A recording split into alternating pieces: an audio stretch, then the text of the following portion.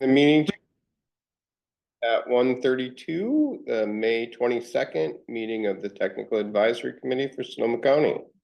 As always, we will start with introductions, starting on my right. Jay Ripper, SCTCA. Derek Montani, City of Cloverdale. Tarina Wilson, City of Santa Rosa. Stephen Hunter, SPI. Brendan Barrett, Town of Windsor. Hunter McLaughlin, SPI. Elizabeth Tyree, Sonoma County Regional Parks. Edie Takata, City of Roanoke Park. Frank Scott, City of Cotati. Elissa Overton, City of Sebastopol. Shauna Gause, SCTCA. Larry Zimmer, City of Healdsburg, and shout out from the back. Margot Kanyas, SCTCA.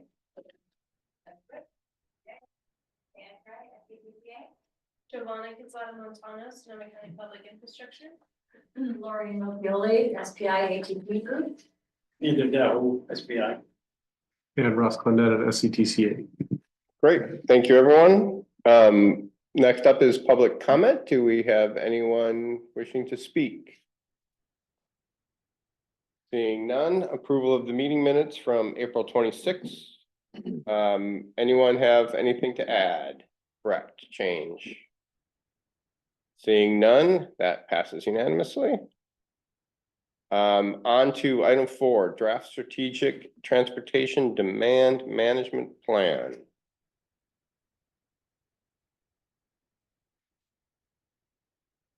Yeah, I'll just provide a brief introduction to our consultants that'll be presenting today.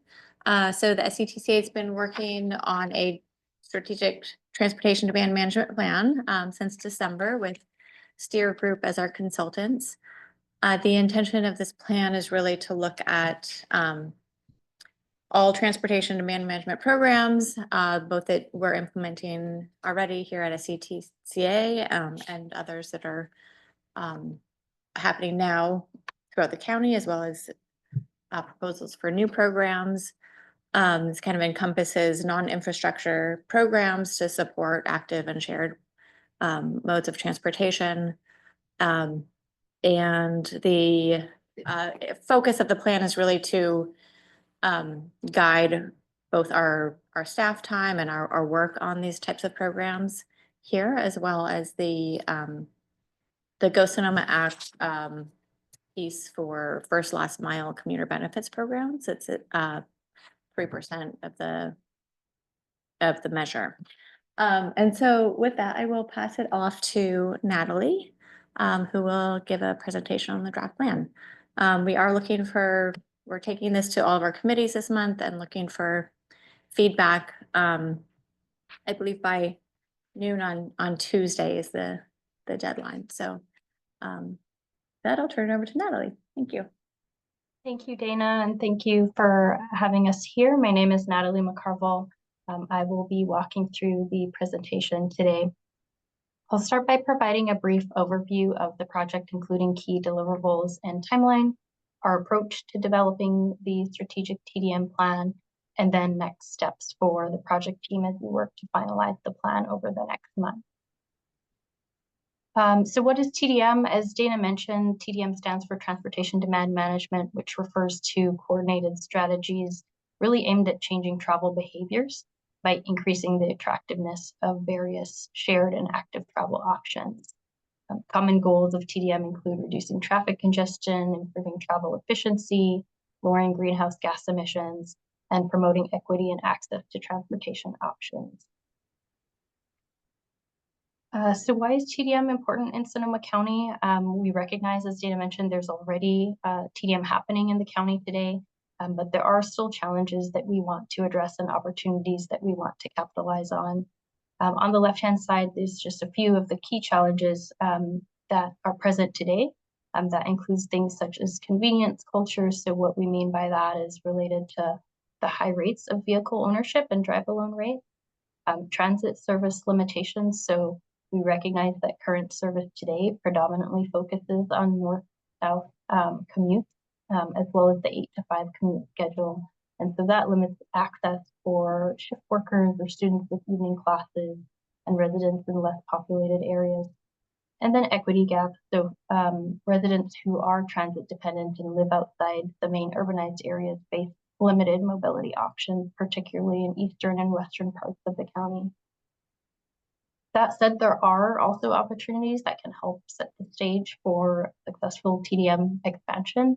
And that includes the fact that the majority of trips are under 5 miles, and that's ideal for mode shift to different modes such as first class mile solutions, biking or walking for those shorter trips. And this is supported by the favorable geography and climate. And then finally, as the urban context evolves, there's a key opportunity for land use policies to support travel behavior change, particularly through things such as transit-oriented development and parking management. And so the strategic TDM plan seeks to bolster existing and new efforts by providing recommendations that are primarily non-infrastructure strategies to reduce single occupancy vehicle travel and greenhouse gas emissions. And so to meet that objective, we had 4 key phases in the plan development process. We started by conducting an existing conditions review and stakeholder engagement, identifying desired TDM strategy outcomes, so defining what we wanted to see out of the recommended TDM strategies for the county, prioritizing a list of these recommended strategies, and then finally defining an implementation roadmap. So that would consist of recommendations for SCTCA to help focus efforts and support local agencies with TDM implementation. On the following slides, I'll just briefly go through some of the key takeaways from the different phases of our project. So part of the existing conditions review looked at things such as reviewing TDM-related plans, studies, and policies, as well as current services and programming to establish a baseline understanding of the TDM landscape in the county today. So we looked at things such as the primary mode share, travel origins and destinations, and trip length. 2 key pieces I'd like to highlight here that are really important from a TDM planning perspective is the fact that the vast majority of trips, 90%, are within Sonoma County, start and end in Sonoma County. And that gives us a lot of ability to influence travel options at both the origin and destination side. And then finally, the really short, the 5-mile average trip length is helpful from a mode shift perspective as well. In terms of those mobility needs and gap areas, we identified the need for non-drive alone travel options, particularly for those east-west connections across the county, and then north-south trips that are currently not available on SMART.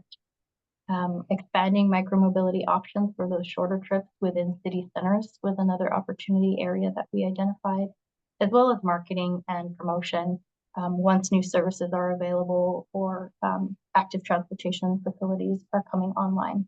And this will really help make that behavior shift possible. The second key piece, the first phase of our work, was stakeholder engagement, which consisted of convening a project partnership committee, hosting focus groups, conducting a public survey, and then of course the discussions that we have with you today and other committees will help further revise the plan and identify key staff priorities. On this slide and the next slide, we just have a few key takeaways from what we heard from our stakeholder engagement, and I'll just highlight a few that we see on screen here. So one of the first key themes that we heard was around transit system complexity. And this really relates to the fact that some transit riders, even folks who may be regular users, have difficulty understanding the transit system due to things such as complicated maps or unclear routes. And there really is a need for multilingual information to be available so that folks don't have language barriers in accessing transit. Secondly, in relation to transit frequency and reliability, so that goes back to the need for more evening and weekend service so that this supports service industry and shift workers who might need to travel outside of the 8 to 5 commute. And then behavioral barriers and public perception. So this was an interesting point that was raised, and the notion that public perception of transit is being slow, unreliable, and difficult to use, that perception itself can discourage ridership, even when transit can be a viable option. So thinking about how we can change these perceptions so that folks are open to trying different modes. And then biking and pedestrian infrastructure gaps. So The fact that some areas still remain very car focused can create inconsistencies in safety and accessibility. In terms of the priorities and opportunities for TDM, key mobility priorities included things such as better coordination between transit services, reducing traffic congestion, and reducing emissions. And then in terms of the sort of incentives or strategies that might help folks to shift to shared and active travel modes, things that emerged were strategies such as universal transit passes, shuttles connecting transit to final destinations, better real-time transit information, and then for those shorter trips, end-of-trip facilities such as secure bike parking were found to be very useful. And once we had the results from the public engagement, we were able to confirm our desired TDM strategy outcomes. And so you'll see on the screen here, on the left-hand side, we have outcomes that are related to an assessment of strategic fit. And then on the right-hand side, really looking at feasibility. So as we evaluated the potential strategies to prioritize, we looked at whether these would be aligned with outcomes such as ensuring that people are more aware of and utilizing a variety of multimodal travel options. Do these strategies effectively reduce greenhouse gas emissions, vehicle dependency, and access to key destinations? And then do these strategies enhance access to transportation and mobility options, especially for vulnerable communities and populations? And then to ensure that these strategies are also realistic to implement, we looked at whether these are solutions that can build upon existing programming, and what is the cost, the relative cost of implementing these strategies. So our evaluation process consisted of a mixed methods approach where we initially started with a long list of TDM strategies, and then we assessed those against the outcomes that you saw on the previous slide.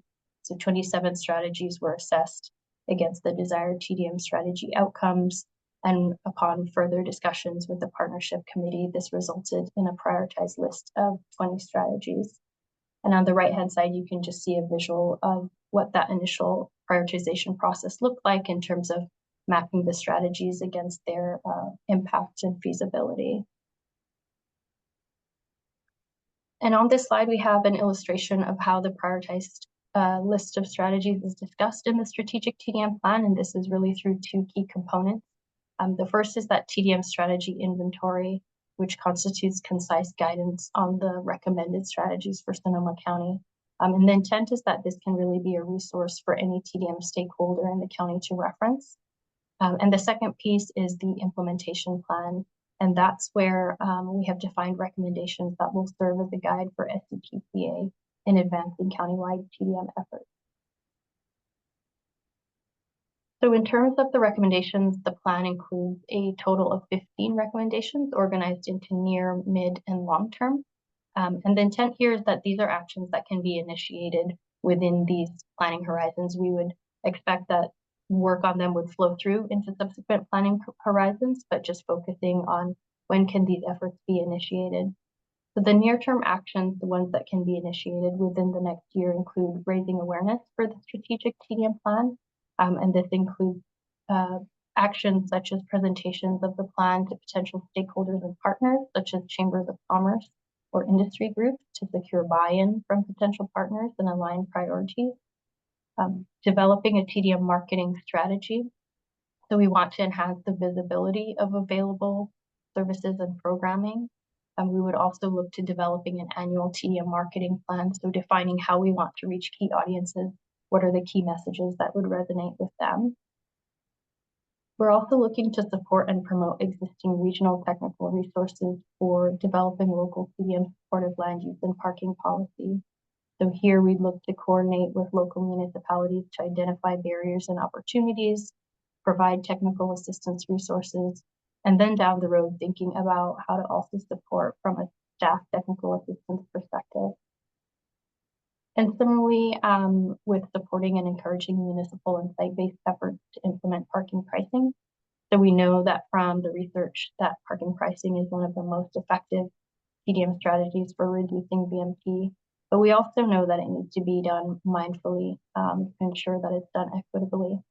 And so here we look to promote existing resources that are available through NCP, highlighting best practices and relevant case studies that might be applicable to the Sonoma County context. One of the things that we heard very clearly in our public engagement was the importance and the usefulness of financial incentives for transit. So here we look to promote available incentives that are readily available today and also broaden such programs where appropriate. And this would include things such as promoting the Clipper Start program. This could be targeted for affordable housing developers, and then targeted outreach to employers regarding the Clipper Bay Pass program that would provide employees with a universal transit pass. And then to address key first last mile gaps, we look at collaborating with partners to identify context specific priorities for shuttle expansion, transit network company partnerships, or micromobility, as well as identifying these public-private partnerships to deliver these solutions. And then in the longer term, we'd look to execute the implementation of these new services. We recognize that the Emergency Ride Home program will continue to be a key support program. And so we look to ensure that this program is very user-friendly. And so we look to simplify the reimbursement process. And then finally, looking to develop a TDM funding plan and program for near and midterm actions. And so this would work, we would be looking to work with stakeholders to establish a list of resourcing needs and preliminary cost estimates, define the eligibility criteria for the fund, and then ultimately solicit applications from partners. The midterm recommendations, so those that could be initiated within the next 2 to 3 years, focus on capacity building. So we look to share information on grant opportunities available to CBOs or for CBO public agency partnerships.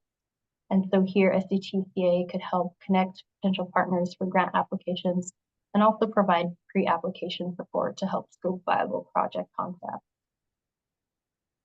We'd also look to establish a countywide TDM roundtable. So this would be a TDM-focused practitioner group that can help build regional alignment, strengthen partnerships, and support more effective and consistent implementation of TDM across the county.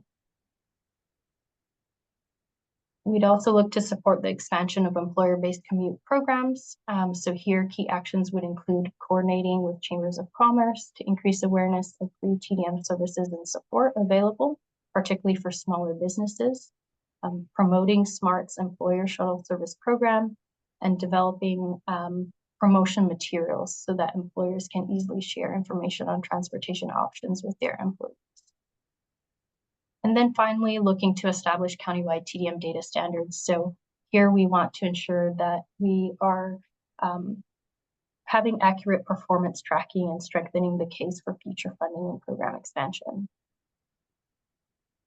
And then finally, for those longer term actions, those to be initiated in the next 4 to 5 years, we look to establish a countywide TDM recognition program. So as TDM evolves and advances in the years to come, we want to implement a structured initiative to acknowledge and celebrate employers, CBOs, schools, and other organizations who demonstrate leadership in TDM implementation. And this can really help maintain momentum by offering public recognition and positive branding opportunities. And then finally, we look to update the strategic TDM plan. So recognizing that travel behaviors, technology, regional growth patterns, and community needs are constantly evolving, we'd want to refresh the plan to ensure that it stays accurate and reflective of current needs. So in terms of next steps, we'll be engaging with one more additional SCTCA committee and then going to the board in June. And so as Dana mentioned, we welcome any written comments that you have. I believe our deadline was noon on the 27th. And then, of course, happy to open it up for any questions that you may have or discussion. Anyone have questions for Natalie? Seeing none, thank you very much for the presentation. Thank you. All right, on to item 5, comprehensive transportation plan final project list. Chris? Yeah, hi everyone. This will be a pretty brief update. Just wanted to give an update on the final CTP draft project list. So as you will see in the staff report in the agenda packet, we made a number of revisions to the project list based on your feedback. I think the final count of revisions was around 30. So those range from fixing typos, updating some project information, removing some duplicate pieces of different projects, and then adding a number of additional projects that were included in programmatic categories that we wanted to highlight and break out individually. So the final count for projects is 327 projects with a project need of around $17 billion. So there's a table in the staff report that highlights that. Also included a hard copy of the updated project list in the packet. And we've included a link to an online version of the project list as well that you can actually search and filter and sort. So hopefully that's helpful. Also able to send out Excel versions if anyone is interested in that format as well. But as far as next steps go, we're moving on to our CTP performance assessment right now. So later this summer, we'll be coming back to this group with the results of that. Just reporting out on, how these projects and different policies in the plan help us meet our goals and objectives. So more on that in a month or two. We'll be working towards developing the draft CTP by this fall, and then looking to release a final CTP by the end of the year. So that's where we're at. Thank you again for any revisions you provided, and happy to answer any questions now, or please reach out if you have any questions or comments after the fact. Thanks, Chris. Anyone have questions now for Chris? Seeing none, we will all review and get back to you if there are any problems. Thanks. Appreciate the update. On to item 6, measures M and Go Sonoma. 6.1 is an informational item. The invoice obligation status for 24-25. Any discussion on that? Anyone have questions or comments? No, seeing none, and no more 6s. Next, the regional information update, 7.1, also an informational item. Inactive obligation. There's a list of a few who are still on that list. Follow up. And 7.2 is the funding obligation history. Biannual update. Is there any discussion on that? Just that this item will be taken to the board in June, so we've provided it to you in case there's anything that we've missed, or there's something that is inaccurate in some way, but we're taking our information from what's available online at Caltrans and MTC, so please do look it over. If there are any changes that need to be made, please get it to me by the deadline in the staff report, and I can tell you what that is.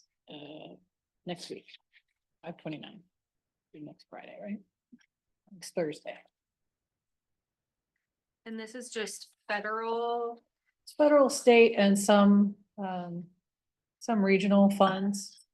All of the funding sources are listed in the staff report. So STP, CMAC, HSIP, Highway Bridge Program, STIP, ITIP, federal earmarks, SB1 local partnership program, and regional measure 3. And these are things that have already been obligated in the past, not upcoming. They're absolutely upcoming as well. And if I've missed something that is programmed that I don't have on the list, please share it with me. I don't think for Santa Rosa that I see the HIP funding for the bike ped over crossing. Yeah, that's because it's in a group listing, so there's nothing I can Okay, grab from online. got it. Yeah, that's the only one. And this list was initiated by the board requesting this information? We went to the board and said we would like, would you like this kind of information? And they said, yes, please continue to bring this to us on a biannual basis. So we do this, we try to bring it to the TAC in May and in November, December-ish, so that it is available to the board in June and in December or January. And is it used to determine selecting different agencies or different projects for funding, or what It's other certainly purpose used, does it have? it's certainly used to review delivery history. So if you had you had requested federal funds, you were granted an award, you programmed it in 1 year and then, you know, pushed it out 3 years or 2 years or whatever. That's something that we're going to look into. Was it something that was done proactively? Was it something that was done without, you know, as an after the fact? Did you miss a deadline and then have to be pushed out? That sort of thing. It's a tool that we use for tracking delivery history. Thank you for that. Sure. Any other questions? All right, on to 7.3, the draft SCTCA funding program cycle 2 application and evaluation criteria. So, last month, we brought you the evaluation criteria. That was draft last month. We took some, comments from the city of Santa Rosa. Thank you very much for taking time to read through those and provide us with comments. We did try to respond to all of those, and, we did make one change based on the comments that we received. So we are proposing the evaluation criteria as final, and we have also included a draft application. This matches up with the evaluation criteria. So now you can see the questions and then the evaluation criteria and the rubrics that will be used to score any projects that are submitted. So with that, we're looking for input on the application itself. If you have any input, please provide it now or very soon, because this item will be going to the board in June, and we hope to release our call for projects immediately following the June board meeting. Is it simple enough to say what that change was? Oh, the change of the evaluation criteria? Yeah. I think we included a new set of tools. Okay. So for the air quality emissions reduction question, before we were pointing you to use the 20-year-old Caltrans CMAQ access database, which is rather clunky and hard to use. Instead, we changed it to be able to use the TFCA tool that Air District has for bicycle and pedestrian projects, TDM projects, and most vehicle replacement projects. So for the only projects that would still need to use the CMAQ tool are new signals or roundabouts essentially at this point. So it makes it a little easier to do those emissions reductions calculations. Well, thank you for that. Does Santa Rosa have any other comments on their comments? No. Probably always, but not for now. Anyone else have anything to add? And so this is are you action item motion? Yes, I am looking for action. I am looking for a recommendation to approve from this body to the board. And Mr. Chair, if I may, I don't know how much people have looked at the application yet, but we are asking for more information than we did last cycle. Last cycle, we had a very bare bones application. And then after the fact, once we kind of knew where OBAG 3 was headed, we came up with scoring rubrics. Now we have the scoring rubrics and we created a more robust application form. We are cognizant that it's going to take a lot more effort from staff to prepare those. And we're asking for you to prepare maps of collisions and land uses and all a bunch of stuff. And so SCTA does have funding available through Ghost and for our capacity building funds to help local jurisdictions with grant applications and outreach and concept designs and that sort of thing. So we were wondering if this is getting some kind of technical assistance from our on-call list of consultants would be something that'd be helpful to the jurisdictions. We do have 5 firms that are available for that type of work. And if that's something people are interested in, we could bring them on board to help with this and also have them available to help for future grant applications, such as like the next round of HSIP or anything else that comes up in the next couple of years. This would be on a per jurisdiction basis or? So we would probably have 5 contracts with the consultants and have a certain dollar limit, and then we'd probably first come first for let us know what you need help on, what kind of level of effort you're looking at, and then talk to the consultants and say, can you help with this jurisdiction on this project, for example? Application is really good. You said I wanted to hear maps, but I know that. It was what I said. So maps, cost estimates, maybe even public engagement or some conceptual design plans. I think there's a lot of things that will need some technical help and like stuff like the emissions reductions calculations as well. And how do we access that? I think it would be emailing staff and letting us know, hey, I have this project in mind. I need these types of things to help me with the application. Who do you have available? And then we would put you in touch with the consultants and then we pay them. no, we would pay them. So Okay. SCTA has funds available. If that's something some people are interested in, we can go to the board and get their approval to get the consultants under contract to do the work. Hell yeah. I didn't think anyone would say no, so I just thought I'd put it out there to reduce everyone's stress levels. I'm already dreading the 5 applications by August 7th or whatever that is. So yeah, that would be a huge help. Has everybody had a chance to look over the application? Yes, and it's massive. It is a fairly significant effort, so I want to make sure everybody has had a chance to look it over and see what we're asking, which is why David is offering assistance. And the August due date is in stone. So we need applications by August 8th so that we have time to come to you at the end of August with recommendations for the 2026 STIP funding. Because we have to get that approved by the board in September to submit to MTC in October. So our deadline is kind of set in stone. I know we've been talking about this call for August, but for the last year or so, hopefully you have some projects in mind, you start doing some work, but now you're seeing the application, so now you see you have to do a lot more work. August 8th or 9th? 8th, I believe. Okay, so will there be an email more to come from SCTCA on that process, or is this it and we should just reach out with what it is we need, because you might get a bunch? At this point, I'm gonna ask for the board for authorization, I believe, at our meeting on the 9th, when they'll announce the call for rise as well. I'll start working with our consultants to get some contracts in place, but I'd say start emailing us now saying I'm thinking of these needs so that we can keep that in mind while we get people under contract. Okay. Well, I hadn't had time to look at the application, but I did look at the evaluation criteria and we're fine with that. So is the motion that you want from us for both things? Because what if I have a comment on the application that I send like tomorrow?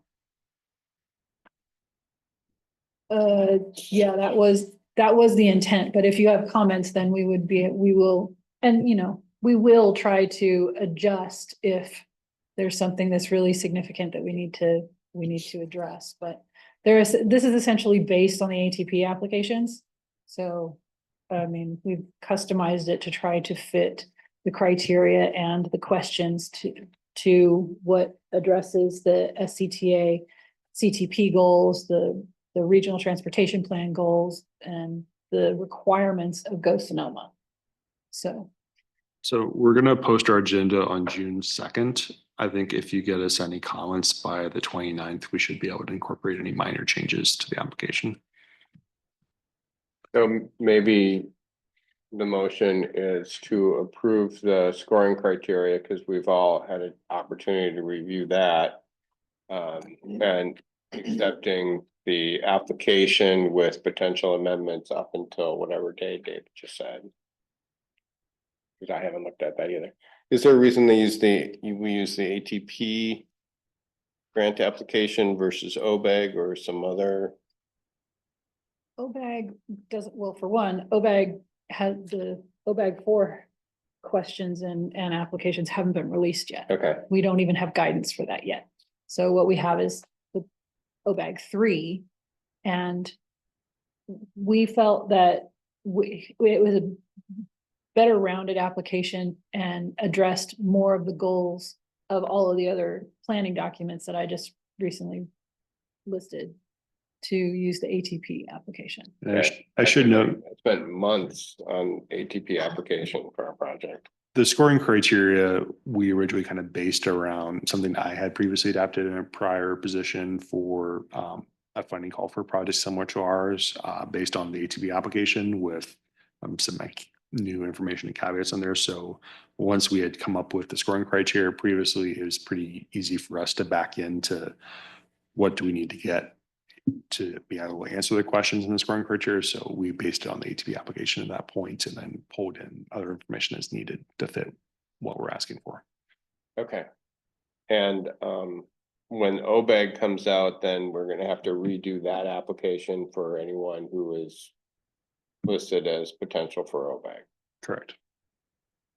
Hopefully we'll have all the information already, but It may be that we just have to repackage it into a different form. So Santa Rosa and County have 10 of these to do. 15 if you count transit. So there you go. Edie had a question.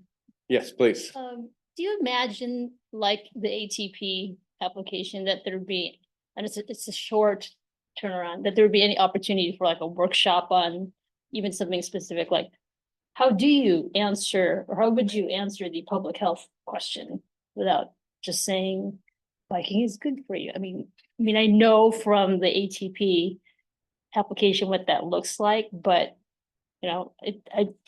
but there was a workshop, the workshop to say, oh, here's how you would go about doing that. So I don't know if I don't know if this is a comment or suggestion, but some kind of workshop that's focused might be helpful.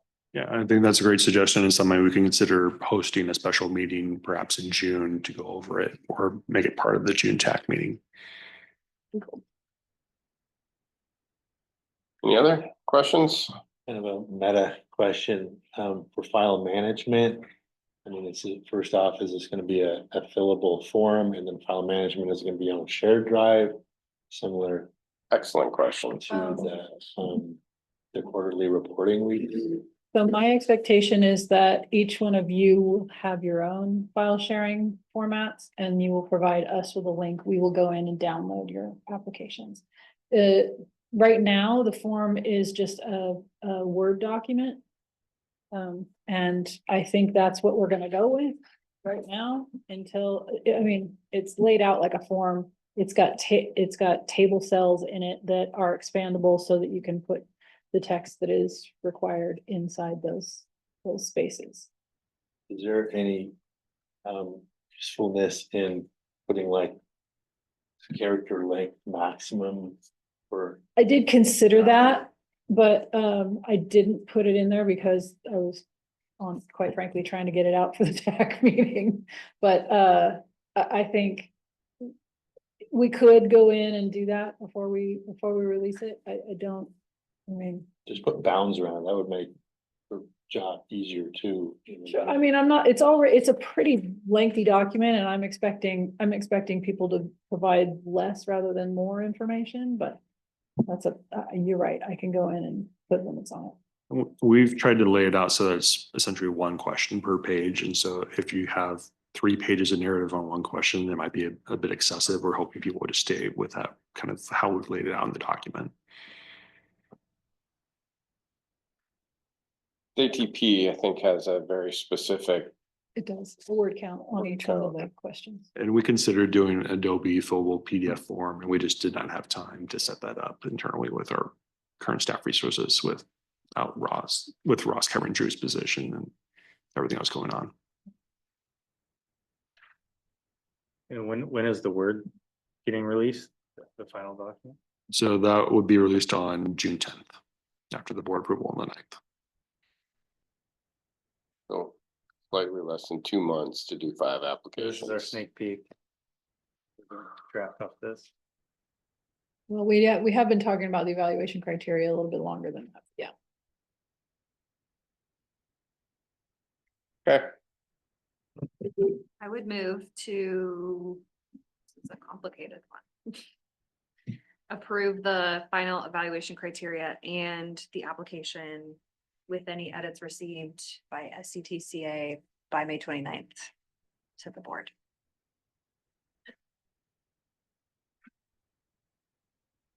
So what happens next is somebody who agrees would second that. All right, we have no second. We're done. Meeting's over. Second. All right. Anyone opposed? Okay, that means you are in favor of. That passes. Thank you, Mr. Chair. All right, I'm recovering for that. Hang on a second. All right, 7.4, hiregov.com grant and funding and tracking tool implementation. Looks like Margot's coming up. We kind of did. Yeah. Would asked for any you opposition. prefer an actual yea or nay? As long as we got it on video for. Yeah. Okay. Presentation. Yes. It's a wisdom presentation. It's the one that was. Come up to the mic though, please. Thank you. Can I just stand up and? It's the one in the folder. What's that? It's the one in the folder. Yes, it is. Okay. Good afternoon, everybody. Happy near summer. Nice to see you all again. I'm going to speak very briefly while we're in the mindset of funding and projects is a funding tool that we have been exploring called hiregov.com. You might have heard me mention it before. It is in fact an online portal that consolidates all the various funding opportunities from the federal to the state to the regional level. So the goal is to find our partners within the jurisdiction. Oh, thank you. To work with as we take full advantage of this. So again, probably stating the obvious, but our role at SCTCA here is obviously we are not only administering funds, but we also want to do a better job in highlighting and spotlighting to the jurisdictions what funding opportunities exist. We also are already well on our way in developing project scopes together and then putting in applications, and then thankfully we are awarded some projects and then we work on them together. But I think there is opportunity.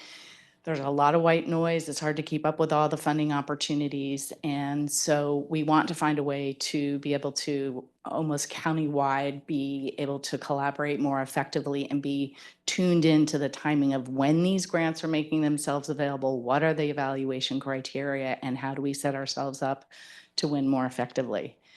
So we have in fact gone ahead and purchased, I'm blanking on the level, but it's a level of subscription such that we have quite a few user opportunities or licenses that we can add into the portal. And I'm in the process of myself getting a little sharper about how to use the tool. So I'll be working with hiregov.com to do a whole series of sort of trial searches, knowing now that I'm sort of increasingly more aware of what some of the needs are for the county, but working with somebody at HireGov to really become more agile in how to do searching in this rather massive portal. And then I would like to come back to this group and work with representatives from each of your jurisdiction to provide you access to the portal, obviously, so you can do your own work, but also do some training on what I've learned on how to search more effectively. So I sort of have two asks. I don't necessarily need to get your answers now, but wanted to give you a heads up when you receive an email from me. So one is to identify the appropriate person within your jurisdiction that I can work with. So whether it's you who are sitting at the table now, or if you'd like to direct me to another person, and in the parentheses, we can provide the login coding up to the number that's represented in the parentheses. So I'll follow up by email with that. And then I would also like to offer, part two is the training. So following up, I know sometimes if somebody just sends you a link and says, here, go figure out this portal, we all have enough things to do. So sort of meeting up with each of you, or maybe small groups of 2 or 3, and doing a kind of hands-on walkthrough of the portal and sharing with you some of the things that I've learned how to search more effectively. I'm happy to do that over the months of June and July. So this is more of a, watch your emails and please follow up with those questions. And then I look forward to digging into that. I know you guys have a lot on your mind now, knowing you have all these applications to prep over the next couple of months. So I promise not to take a lot of time, but we are similarly looking to find those tools that really streamline some of our work. While I have your attention, I know that I've been in touch with many of you with regarding another funding opportunity, the SS4A fiscal year 25. Really appreciate everyone's enthusiasm and wanting to partner on this sort of combined comprehensive safety plan LRSPs project. I have prepared a draft kind of one-page overview of the scope of work for that application. It's in David's hands at the moment, so after he reviews it, I'd love to send it out to everyone that I've reached out to. So if you have questions or this doesn't quite make sense or how does this address our need, this is the time I welcome your comments either in the Google Doc itself or by email, just so I make sure that I hear from all of the jurisdictional partners and I can really tighten up the scope of work. The narrative is very short for a supplemental planning grant, so I want to be sure I am concise as possible. I will also share with you a draft letter of support. Again, give you some content so you're not starting with a blank page, and you can circulate accordingly to the appropriate person. I can send you a list of people who you might want to get the letter of support signed by, but solicit your feedback. So 2 items will be coming through with regard to the SS4A. So that was 2 topics, funding, higher gov, and SS4A. Any questions? Yes. Is this like the universe of grants out there and then we come in and we filter it down? We pay for like ones that we're interested in, streets, maybe parks, or, I mean, how does that work? What grants, is this a program that gives us access potentially to the universe of grants out there, and then we have to then focus? It does. And so the hope is that you can identify sort of the key grant writers, like maybe regional parks, transportation, climate, who you feel would be the most advantageous. There's no funding required on your part. We have paid for the subscription and we are given a certain number of users that we can have log in under our account. So the idea is to identify the number of people from your jurisdiction, and then I will huddle with them in the June and July time period to kind of share how to use the tool. If you want keyword searches, how to drill down. It can feel a little overwhelming when you walk into it and you go, how do I even start? So we have access to all, and it's up to us to go ahead and. Correct. It is, but I can chime in. Yeah. So you basically set it up for the parameters you want to look at. You can search it by, I only want to look at federal grants or state grants, or it even has MTC grants on there, and say, I want to filter it by transportation or filter it by energy or water, and then use those key terms and filters and even by like department to say what type of grant you're looking for, and they'll show you what's available. It'll also show you awarded past grants as well. We found out about this tool when our Safe Streets for All grant was awarded, and they said, hey, you've been awarded this grant. Do you want to check out our tool? So it's a very customizable website that you can set up for email alerts or any kind of searches you want to do essentially for it. And you can use it for a lot, or even just, as Margot said, we're paying for the subscription. So if you don't want to use it, it's just there and available for you if you want to put time into it. We use it to track grants because we have so many different grants and so many different pots, just to have them all in one single spot to know how much they are for supplemental funding to like finish something off. Yeah, and then it's also a tool that we will internally be deciding how to sort of set up buckets and folders, et cetera. And there are probably opportunities for me to also provide notifications as I get more comfortable with the types of things that trickle up through that, because not every jurisdiction is going to have the time necessarily. So this will also be a good tool for me to report out on for future funding opportunities, hopefully well in advance, so you don't feel scrunched. So. Great. Okay, thank you. Watch for my email. Thanks. And our next item might be you as well, the TFCA TDA 3 quarterly status.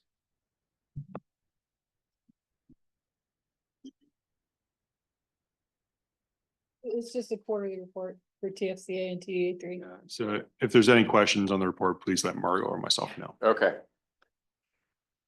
Forgot about that presentation. With that, item 9, the SCTCA upcoming meeting of June 9th, where they're gonna talk about the grant applications and other things. Exactly. So Ross is going to pull up our items. So that is, where's mom? That's fantastic. Thank you. So items that will be going before the board this month are the Sebastopol Bodega Avenue Bike Lane Cooperative Agreement for Go Sonoma funds. We will not, there is no appropriation request yet, so we're just taking the cooperative agreement itself. It's already been to the Sebastopol City Council, so we're taking it to our board for approval.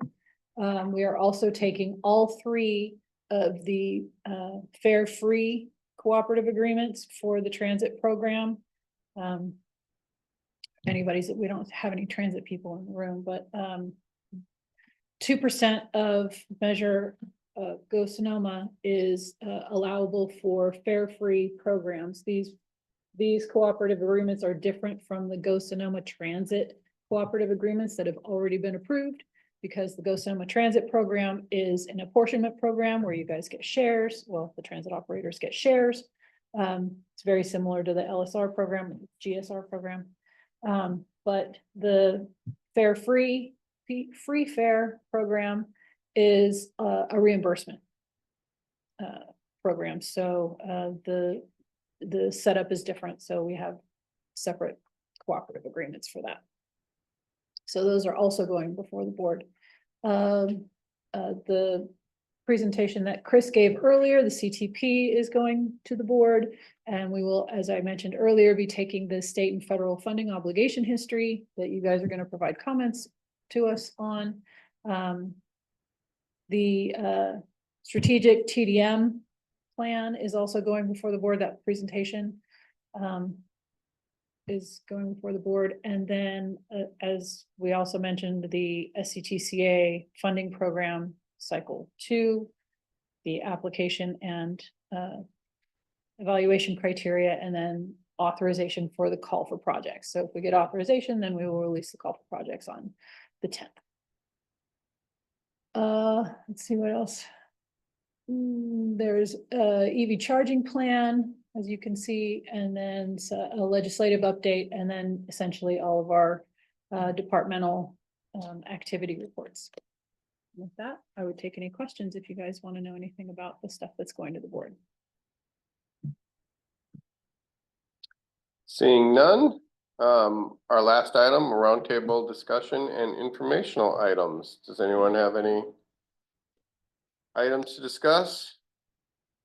I do have one item, Mr. Chair. It did not make it into the agenda because it's only May, but just as a reminder that the end of the fiscal year is coming, so Measure M annual reporting letters. This will be the last of the Measure M annual reporting letters before we switch over to Go Sonoma. I don't anticipate any payments for Go Sonoma funds, even though we started collecting in April. I don't anticipate any reporting letters for Go Sonoma this year. So that means that you will end up next year reporting on the last quarter of Go Sonoma for this year, and then a full year of Go Sonoma for next year when you do your annual reporting next year. The only exception is, Craig, you're gonna have to do one for the sidewalk project, and then Right. We might have one for Petaluma as well for their trans expansion project. When is that due? The annual reporting is always due on September 15th. Or the closest business day to September 15th. Oh, for the last fiscal year. Correct. Okay. Yeah. But you'll start getting reminder letters from me in June. Okay. So I usually send out a, hey, here are the due dates for any invoicing, final fiscal year invoicing that you need to do.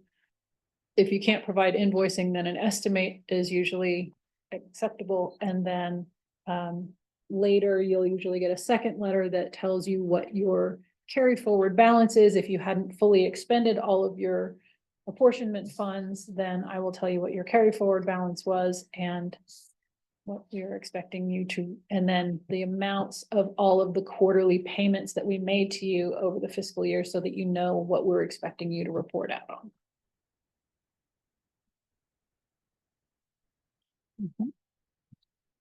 I have a question. The cycle one augmentation, the money swap projects. That money becomes in theory available in July of this year. But we need to enter into agreements with SCTCA. When does that process start and should we be doing anything yet? So we included all of the 9 million of Measure M fund swap projects in our budget for fiscal year 25-26. As you mentioned, we had to enter into cooperative agreements with the locals for those that are receiving those funds, and then work on appropriation requests once you're ready to go construction. So if you're ready to go on your projects, let us know and we'll get that process started and get it on the board agenda. Okay, well, we're ready to go on our PID. With that, anything else?